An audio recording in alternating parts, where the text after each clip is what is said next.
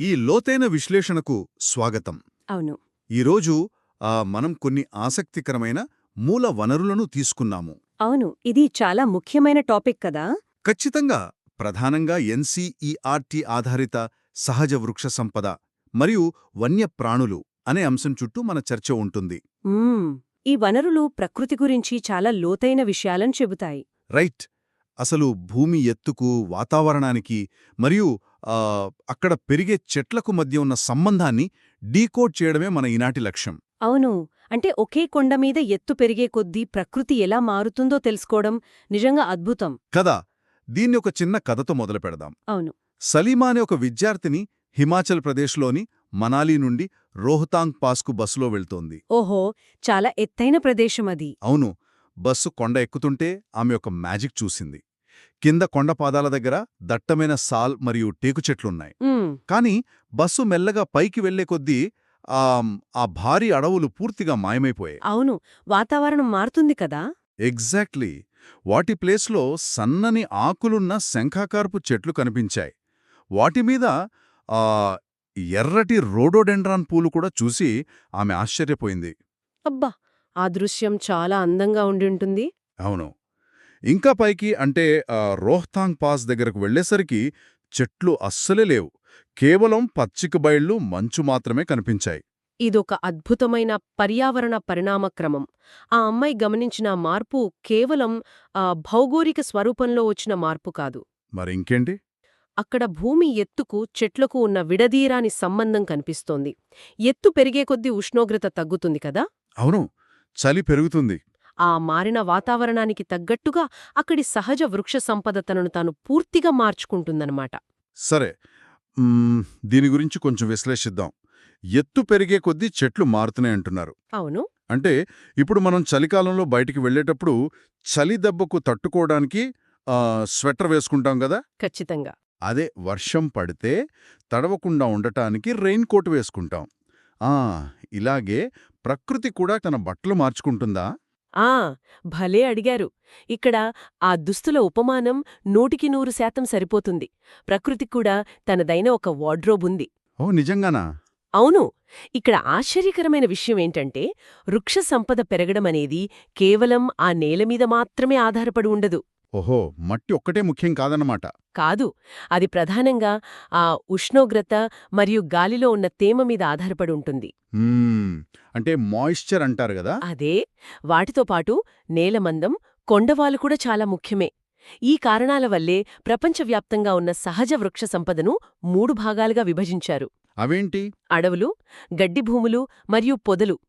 వర్షం పుష్కలంగా ఉన్న చోట అడవులు పెరుగుతాయి. వర్షం కొంచెం తక్కువగా పడే చోట గడ్డి భూములు ఏర్పడతాయి. కరెక్ట్. ఇంకా ఎక్స్ట్రీమ్ కండిషన్స్లో అంటే చుక్క నీరు కూడా దొరకని ప్రాంతాల్లో ముళ్ళ పొదలు మాత్రమే ఉంటాయి. అంటే వాతావరణం ఏ రకమైన దుస్తులు కుట్టాలో నిర్ణయిస్తే నేల మరియు తేమ ఆ దుస్తులకు కావలసిన దారం లాంటివి అన్నమాట. అద్భుతమైన పోలిక. ఇక్కడే అసలు విషయం చాలా ఆసక్తికరంగా మారుతుంది. మనం అడవుల గురించి మాట్లాడుకుంటే ఉష్ణమండల సతతహరిత అరణ్యాలున్నాయి కదా. Tropical evergreen forests. అవును. భూమధ్యరేఖకు దగ్గరగా ఉండే ఈ అడవుల్లో ఏడాది పొడవునా భారీ వర్షాలు పడతాయట. ఖచ్చితంగా. వాతావరణం ఎప్పుడూ వేడిగా, తేమగా ఉంటుంది. ఈ చెట్లు ఎంత దట్టంగా ఉంటాయంటే ఆ పగటిపూట కూడా సూర్యరశ్మి కిందకు రాదట. ఇది వింటుంటే సూర్యరశ్మికి ప్రవేశం లేని ఒక విఐపి క్లబ్ లాగా అనిపిస్తోంది. అవును, ఆ విఐపి క్లబ్ అనే పోలిక చాలా బాగుంది. దీన్ని మనం కొంచెం విస్తృత కోణంలో చూస్తే ఇదొక కాంపిటీషన్ అన్నమాట. అంటే చెట్ల మధ్య పోటీనా? అవును. ఈ ప్రాంతాల్లో అసలు పొడి వాతావరణం అంటే డ్రై సీజన్ అనేది ఉండదు. కాబట్టి ప్రతి చెట్టు వేగంగా పెరగాలనుకుంటుంది. కింద ఉన్న చెట్లకు సూర్యరశ్మి అందదు కాబట్టి పైకి ఎదుగుతాయి. అదే, ఆ కాస్త సూర్యరశ్మిని పట్టుకోవడానికి ప్రతి చెట్టు పోటీ పడుతూ ఆకాశాన్ని తాకేలా పెరుగుతాయి. ఓహో, అందుకే అవి అంతెత్తుంటాయన్నమాట. అవును. పైకప్పు కింద చీకటిగా ఉంటుంది కాబట్టే చెట్లు తమ ఆకులను రాల్చవు. అందుకే వీటిని సతత హరిత అరణ్యాలు అంటారు. ఎప్పుడూ పచ్చగానే ఉంటాయన్నమాట. బ్రెజిల్లోని ఈ అడవులు ఎంత పెద్దవంటే వీటిని ఏకంగా భూమికి ఊపిరితిత్తులని పిలుస్తారట కదా. అవును, లంగ్స్ ఆఫ్ ది ఎర్త్. ఇవి భారీ స్థాయిలో ఆక్సిజన్ను ఉత్పత్తి చేస్తాయి. రైట్. ఆ దట్టమైన అడవుల్లో నేల మీద ఎప్పుడూ చీకటిగా క్యామగా ఉంటుంది గదా! అక్కడుండే జంతువులు కూడా దానికి తగ్గట్లే ఉంటాయట. ఖచ్చితంగా. ఎనకొండ లాంటి భారీ పాములకు ఇది పర్ఫెక్ట్ ప్లేస్. అవును. ఆ చీకటి, ఆ బురద ఒక మొసలిని కూడా మింగేయగల ఎనకొండకు సరైన హైడింగ్ స్పాట్. అలాగే ఇంకొక విషయం ఏంటంటే, ఇలాంటి అడవుల్లో పెరిగే కలుప చాలా గట్టిగా ఉంటుంది. అవును కదా! రోజ్వుడ్, ఎబోనీ లాంటి గట్టి కలప ఇక్కడే దొరుకుతుందని చదవాను. క్రమం. ఇప్పుడు కొంచెం పైకి ప్రయాణిద్దాం. ఉష్ణమండల ఆకులు రాల్చే అడవుల గురించి మాట్లాడుకుందాం. అంటే ట్రాపికల్ డెసిడ్యువస్ అడవులు. అవును. మన ఇండియాలో, ఆస్ట్రేలియాలో ఎక్కువగా ఇవే ఉంటాయి. ఇవి వేసవిలో ఆకులు రాల్స్తాయి గదా. ఇక్కడ నాకొక డౌట్. అడగండి. ఇప్పుడు ఆర్థిక మాంద్యం వచ్చినప్పుడు కంపెనీలు అనవసరపు ఖర్చులు తగ్గించుకుంటాయి గదా. అవును. తమను తాము కాపాడుకోవడానికి. అలాగే ఈ చెట్లు కూడా వేసవి రాగానే నీటిని ఆదా చేయడానికి తమ ఆకులను వదిలించుకునే వ్యూహం పన్నుతాయా? మీ ఆర్థిక మాంద్యం అనాలజీ భలే ఉంది. ఖచ్చితంగా ఇది ఆ చెట్లు పన్నే మనుగడ వ్యూహమే. అంటే నీటి ఆదా కోసమేనా ఇదంతా? అవును.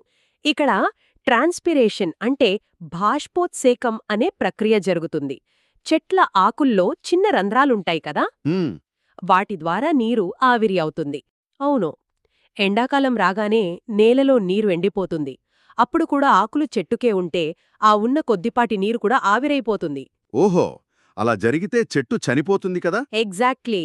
కాబట్టి ఆ నీటి నష్టాన్ని ఆపడానికి చెట్టు తన ఆకులన్నింటినీ రాల్చేస్తుంది. అంటే ఆకులు రాల్చడం అనేది చెట్లు చనిపోవడం కాదు, ప్రాణాలు నిలబెట్టుకోవడం అన్నమాట. వానాకాలం రాగానే మళ్ళీ చిగురుస్తాయి. ఈ అడవుల్లో పెరిగే సాల్, టేకు, వేప లాంటి చెట్లు మనం ఇళ్లల్లో వాడే ఫర్నిచర్కు చాలా ముఖ్యం కదా. అవును. కలప వనరులకు ఇవి కేంద్రాలు. మరిక్కడ జంతువులెలా ఉంటాయి? ఎనకొండల్లాంటివి కాకుండా వాతావరణం ఓపెన్గా ఉంటుంది కదా. అవును. ఇక్కడ ఎక్కుడుగా పులులు, ఏనుగులు, కోతులు కనిపిస్తాయి. ఆకులు రాలినప్పుడు అడవి స్పష్టంగా కనిపిస్తోంది కాబట్టి. ఇక్కడించి మనం ఇంకొద్దిగా పైకి వెళితే, అంటే సమశీతోష్ణ ప్రాంతాలకు వెళితే అక్కడ కూడా ఆకులు రాల్చే అడవులు ఉంటాయట గదా. అవును. టెంపరేట్ డిసిడ్యువస్ అడవులు అమెరికా ఈశాన్య భాగం, చైనాలో ఇవుంటాయి. వాతావరణం చల్లగా ఉంటుంది గదా, మళ్ళీ అక్కడ ఆకులు రాంచాల్సిన అవసరం ఎందుకు వస్తుంది? వాతావరణం చల్లగా ఉన్నా అక్కడ కూడా పొడికాలం వస్తుంది. అంటే డ్రై సీజన్ అన్నమాట. అవును. శీతాకాలంలో మంచు గడ్డకట్టడం వల్ల ఆ చెట్లకు నీరు ద్రవరూపంలో అందదు. సో నీటి కొరత ఏర్పడుతుంది. ఓహో, వాతావరణం చల్లగా ఉన్నా వేడిగా ఉన్నా నీటిని ఆదా చేసుకునే పద్ధతి ఒకటే అన్నమాట. కరెక్ట్. ఇక్కడ ఓక్, యాష్ లాంటి చెట్లు ఉంటాయి. నెమళ్ళు, నక్కలు ఎక్కువగా కనిపిస్తాయి. సో ఒకసారి మనం ఈ ప్యాటర్న్ గమనిద్దాం. ఖండాల తూర్పు ఈశాన్య భాగాల్లో ఈ అడవులున్నాయి. అవును. కానీ ఖండాల పశ్చిమ నైరుతి భాగాల్లో ఉండే వృక్ష సంపద పూర్తిగా భిన్నంగా ఉంటుందట. అంటే మధ్యధరా వృక్ష సంపద గురించి చెబుతున్నారా? అవును, మెడిటేరియనియన్. అసలు ఇక్కడి చెట్లు మిగతా వాటికి ఎందుకంత భిన్నంగా ఉంటాయి? వాళ్ల సమస్య ఏంటి? వాళ్ల సమస్య అక్కడి విచిత్రమైన వాతావరణం. సాధారణంగా ఎండాకాలంలో వానలు పడతాయి కదా. అవును, చలికాలంలో పొడిగా ఉంటుంది. కానీ ఈ మధ్యధరా ప్రాంతాల్లో దానికి పూర్తిగా వ్యతిరేకం. ఇక్కడ వేసవికాలం చాలా వేడిగా, పొడిగా ఉంటుంది. కాని శీతాకాలంలో మాత్రం మోస్తరు వర్షాలు పడతాయి. ఓహో, రివర్స్ వాతావరణం అన్నమాట. అవును. ఈ వేసవిలోని తీవ్రమైన వేడిని తట్టుకోవడానికి ఇక్కడి చెట్లు ఒక కవచాన్ని అలవర్చుకున్నాయి. కవచమా? ఈ ఎలాంటి కవచం? ఆ చెట్లకు చాలా మందపాటి బెరడుంటుంది. ఆ థిక్ బార్క్ చెట్టు లోపలి తేమ బయటకు వెళ్లకుండా అడ్డుకుంటుంది. అబ్బా, చాలా తెలివైన పద్ధతి. అంతేకాదు, వాటి ఆకులపై ఒక మైనపు పూత ఉంటుంది. ఈ వ్యాక్స్ కోటెడ్ ఆకులు ఒక వాటర్ ప్రూఫ్ కవర్లా పనిచేస్తాయి. ఓహో, అంటే ఆ మైనపు పూత వాటికి ఒక న్యాచురల్ సన్స్క్రీన్ లాంటిదన్నమాట. అవును. నీరు ఆవిరి కాకుండా కాపాడుతుంది. అందుకనేమో ఈ ప్రాంతాలను ప్రపంచ పండ్లతోటలు అని పిలుస్తారు. కరెక్ట్. నారింజ, అత్తి, ఆలివ్ లాంటి సిట్రస్ పండ్లకు ఇవి చాలా ప్రసిద్ధి. ఆ చెట్లు నీటిని నిలువ చేసుకోవడం వల్లే ఆ పండ్లు అంత రసభరితంగా ఉంటాయేమో కదా. అవును. కానీ ఇక్కడొక విచారకరమైన విషయముంది. ఏంటది? ఈ ప్రాంతాల్లో వన్యప్రాణులు చాలా తక్కువగా ఉంటాయి. అదేంటి? పండ్లుంటే జంతువులు రావాలి కదా. రావాలి. కానీ మనుషులు అక్కడ సహజ వృక్ష సంపదను పూర్తిగా మార్చేశారు. ఓహో, వ్యవసాయం కోసం అడవులు నరికేశారా? అవును. కమర్షియల్ పండ్ల తోటల కోసం అడవులను తొలగించారు. ఆశ్రయం లేనప్పుడు జంతువులెక్కడుంటాయి? అది నిజమే. మనిషి జోక్యం వల్ల ప్రకృతి ఎలా దెబ్బతింటుందో చెప్పడానికి ఇదొక ఉదాహరణ. అవును. సరే, ఇప్పుడు మన ప్రయాణాన్ని ఉత్తరం వైపు మళ్ళిద్దాం. ఉత్తర అర్ధగోళంలో 50 నుండి 70 డిగ్రీల అక్షాంశాల మధ్య ఉండే అడవుల గురించి చూద్దాం. అంటే మన కథ మొదట్లో సలీమాకు హిమాలయాల్లో కనిపించిన ఆ శంఖాకారపు అడవులా? ఎగ్జాక్ట్లీ అవే కోనిఫరస్ ఫారెస్ట్స్. ఇక్కడికొచ్చేసరికి చెట్లు తమ ఆకారాన్ని పూర్తిగా మార్చుకున్నాయి. అవును. గుండ్రంగా ఉండే ఆకులు సూదుల్లా మారిపోయాయి కదా, చెట్లేమో శంఖమాకారంలోకొచ్చాయి. ఎందుకలా? ఇక్కడ ప్రధాన శత్రువు నీటి కొరత కాదు, మంచు. ఓహో, మంచు వల్ల చెట్లకు ప్రాబ్లమా? అవును. చెట్టు కొమ్మలు విశాలంగా, ఫ్లాట్గా ఉంటే కురిసిన మంచంతా ఆ కొమ్మల మీద పేరుకుపోతుంది. ఆ బరువుకి కొమ్మలు విరిగిపోతాయి కదా. ఖచ్చితంగా. అందుకే ప్రకృతి వాటిని శంఖాకారంలో డిజైన్ చేసింది. అలా కోన్ షేప్లో ఉండటం వల్ల మంచు కిందకు జారిపోతుంది. అబ్బా, ఇదొక అద్భుతమైన ఇంజనీరింగ్ మెకానిజం కదా. అవును. ఈ చెట్ల కలప ఉష్ణమండల అడవుల్లోలాగా గట్టిగా ఉండదు, చాలా మృదువుగా ఉంటుంది. అవును, ఈ సాఫ్ట్ వుడ్ వల్లే మనకు కాగితం తయారీకి అవసరమైన పల్ప్ దొరుకుతోంది కదా. అవును. వార్తాపత్రికలు, అగ్గిపెట్టెలు, ప్యాకింగ్ బాక్సులు అన్నీ ఈ పైన దేవదారు చెట్ల నుంచి తయారవుతున్నాయి. మనం రోజూ వాడే వస్తువులు ఈ అడవులతోనే ముడిపడి ఉన్నాయన్నమాట. ఇంకో ఆసక్తికరమైన విషయమేంటంటే రష్యన్ భాషలో ఈ అడవులను టైగా అని పిలుస్తారు. టైగా అంటే అర్థమేంటి? స్వచ్ఛమైనది లేదా ముట్టుకోనిది అని అర్థం. ఈ చలి వాతావరణంలో సిల్వర్ ఫాక్స్, ధ్రువపు ఎలుగుబంటి లాంటి జంతువులు కనిపిస్తాయి. ఆ టైగా అనే పదం వింటుంటేనే ఏదో స్వచ్ఛమైన మంచు ప్రపంచంలోకి వెళ్ళిన ఫీలింగ్ కలుగుతోంది. అవును కదా. సరే, ఇప్పటివరకు అడవుల గురించి మాట్లాడుకున్నాం. ఒకవేళ వర్షపాతం పూర్తిగా తగ్గిపోతే ఏమవుతుందో చూద్దాం. అప్పుడు గడ్డి భూములేర్పడతాయి. అవును, అడవుల పెరగడానికి నీరు లేనప్పుడు గడ్డి భూములు వస్తాయి. ఆఫ్రికాలోని సవన్నా గడ్డి భూములు దీనికి బెస్ట్ ఎగ్జాంపుల్ కదా. అవును. ఇక్కడొక విచిత్రమేంటంటే ఈ గడ్డి ఏకంగా 3 నుండి 4 మీటర్ల ఎత్తు వరకు పెరుగుతుందట. అబ్బా, నిజంగానా? దాదాపు ఒక ఏనుగెత్త. అవును. వర్షం తక్కువగా ఉన్నప్పుడు గడ్డి అంతెత్తు ఎలా పెరుగుతుంది? ఇదొక ఇల్యూజన్. సవన్నా అనేది ఉష్ణమండల గడ్డి భూమి. ఇక్కడ వర్షపాతం తక్కువే కానీ వచ్చిన వర్షమంతా ఒకే సీజన్లో పడుతుంది. ఓహో, కుంభవృష్టిగా పడుతుందన్నమాట. అవును. ఆ సమయంలో గడ్డి ఆకాశం వైపు దూసుకెళ్తుంది, కాని త్వరగానే ముదిరిపోయి గట్టిగా మారుతుంది. అందుకే ఏనుగులు, జిరాఫీలు, చిరుతపులులు ఈ సవర్ణ భూములోనే ఎక్కువగా కనిపిస్తాయి. అవును. ఆ పొడవాటి గడ్డి చిరుతపులులకు దాక్కోడానికి పర్ఫెక్ట్గా ఉంటుంది. మరి సమశీతోష్ణ ప్రాంతాల్లో ఉండే గడ్డి భూముల పరిస్థితి ఏంటి? అక్కడ కూడా ఇంతే ఎత్తుగా ఉంటుందా గడ్డి? లేదు, అక్కడ వాతావరణం భిన్నంగా ఉంటుంది. ఈ టెంపరేట్ ప్రాంతాల్లో వర్షం తక్కువగా, సంవత్సరం పొడవునా పడుతుంది. కాబట్టి గడ్డి ఎత్తుగా పెరగడానికి బదులు పొట్టిగా ఉంటూనే తన పోషకాలన్నీ వేర్లలో దాచుకుంటుంది. ఓహో, అంటే ఇక్కడి గడ్డి చాలా పొట్టిగా ఉన్నా ఎంతో న్యూట్రిషియస్ అనమాట. కరెక్ట్. అందుకే ఇక్కడ అడవి గేదెలు, బైసన్లు ఎక్కువగా ఉంటాయి. బరువైన జంతువులకు కావలసిన శక్తిని ఆ చిన్న గడ్డి ఇస్తుందన్నమాట. ఇదంతా వింటుంటే ప్రతిదీ ఎంతలా కనెక్ట్ అయి ఉందో అర్థమవుతోంది. అవును, ప్రకృతి ఒక సిస్టంలా పనిచేస్తుంది. ఇక మన ఫైనల్ స్టేజ్కొచ్చేసాం. 2 ఎక్స్ట్రీమ్ వాతావరణాల గురించి మాట్లాడుకోవాలి. ఒకటి ఎడారులు, ఇంకొకటి ధ్రువ ప్రాంతాలు కదా. అవును.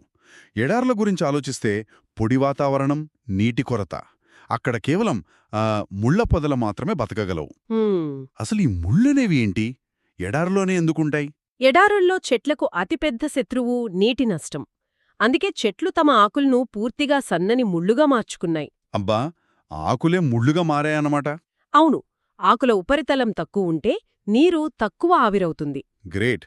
ఇక ఒంటెల్లాంటి జంతువులు కూడా నీటిని శరీరంలో నిల్వ చేసుకుంటాయి కదా. ఖచ్చితంగా. అదొక న్యాచురల్ సర్వైవల్ మెకానిజం. ఇక మరో ఎక్స్ట్రీమ్ చూస్తే ధ్రువ ప్రాంతాల్లోని టండ్రా వృక్ష సంపద. అక్కడ ఎముకలు కోరికే చెల్లుంటుంది గదా. అవును. కేవలం నాచు, అత్యంత చిన్న పొదలు మాత్రమే పెరుగుతాయి. అక్కడసలు చెట్లు ఎందుకు పెరవు? ఎందుకంటే అక్కడ భూమి ఉపరితలం కింద ఉన్న మట్టి ఎప్పుడూ గడ్డగట్టే ఉంటుంది. దాన్ని పర్మాఫ్రాస్ట్ అంటారు. ఓహో, మంచు గడ్డగట్టి ఉంటుందా? అవును. చెట్టు వేర్లు ఆ మంచును చీల్చుకుని లోపలికి వెళ్లలేవు. అందుకే చెట్లు పెరగవు. మరి ఇక్కడి జంతువుల పరిస్థితేంటి? ప్రకృతి వాటిని ఒక థర్మోస్ ఫ్లాస్క్ లాగా డిజైన్ చేసింది. ధ్రువపు ఎలుగుబంట్లు, సీల్ వంటి జంతువులకు మందపాటి చర్మం, దట్టమైన కొవ్వు పొర ఉంటాయి. అంటే లోపలి వేడి బయటికి వెళ్లకుండా కాపాడుకుంటాయన్నమాట. కరెక్ట్. Perfect survival suit. ఎత్తు మారితే వాతావరణం మారుతుంది. వాతావరణం మారితే చెట్లు, వాటిని బట్టి జంతువులు మారతాయి. ఇదొక అద్భుతమైన సింఫనీ. కానీ ఈ బ్యాలెన్స్ ఎక్కడో దెబ్బతింటోంది గదా? అవును. చివరగా మన మూలవనరుల్లో ప్రస్తావించిన సలీమా ఆందోళన గురించి మాట్లాడాలి. అడవులు నరికేయడం గురించి కదా? అవును. మనుషులు వ్యవసాయం కోసం, ఇల్లు కట్టుకోడానికి ఆ దట్టమైన అడవులను నరికేయడం చూసి ఆ చిన్నారి ఎంతగానో కలత చెందుతుంది. అది కేవలం చిన్నారి భయం మాత్రమే కాదు, మానవాళికి ఒక పెద్ద హెచ్చరిక. ఖచ్చితంగా. ఇలాగే అడవులను నరికేస్తే వన్యప్రాణులెక్కడికి వెళ్తాయి? రేపు మన కలప, పండ్లు దొరుకుతాయా? వాటన్నిటికంటే ముఖ్యంగా ఆక్సిజన్ దొరుకుతుందా అనేది పెద్ద ప్రశ్న. అవును. బ్రెజిల్ అడవుల్లాంటివి పాడైపోతే చాలా కష్టం. ఎగ్జాక్ట్లీ. సలీమా ఆందోళనతో పాటు ఈ విశ్లేషణ ముగించే ముందు ఒక భయంకరమైన కోణాన్ని నేను తీసుకురావాలనుకుంటున్నాను. ఏంటది? మనం ఇందాక టండ్రా ప్రాంతంలో ఉన్న పర్మాఫ్రాస్ట్ గురించి మాట్లాడుకున్నాం కదా. ఒకవేళ గ్లోబల్ వార్మింగ్ వల్ల ఆ మంచు కరగడం మొదలైతే ఏమవుతుందో తెలుసా? ఏమవుతుంది? ఆ మంచు కింద లక్షలాది సంవత్సరాలుగా దాగి ఉన్న ఆ మనుషులకేమాత్రం పరిచయం లేని ప్రాచీన వైరస్లు బయటకొస్తే పరిస్థితేంటి? అబ్బా, అది నిజంగా చాలా భయంకరమైన విషయం కదా. మన భూమిపై ఉన్న ఈ ప్రకృతి వైవిధ్యం కేవలం ఒక పెయింటింగ్ లాంటిది కాదు. అది మనం ఆడుకోకూడని ఒక అత్యంత సున్నితమైన కవచం. అవును. కవచాన్ని మనం చింపేస్తూ పోతే రేపు దాక్కోడానికి మనకు చోటే ఉండదు. ఖచ్చితంగా. ఆ రోజు ప్రయాణంలో సలీమా చూసిన ఆ అద్భుతమైన ప్రకృతి సౌందర్యం భవిష్యత్ తరాలకు మిగులుతుందా లేదా అనేది వినేవాళ్లు తమకి తాము వేసుకోవాల్సిన ప్రశ్న. అవును. ఇది అందరూ ఆలోచించాల్సిన విషయం. ఈ ఆలోచనతో ఈనాటి లోతైన విశ్లేషణను ముగిద్దాం.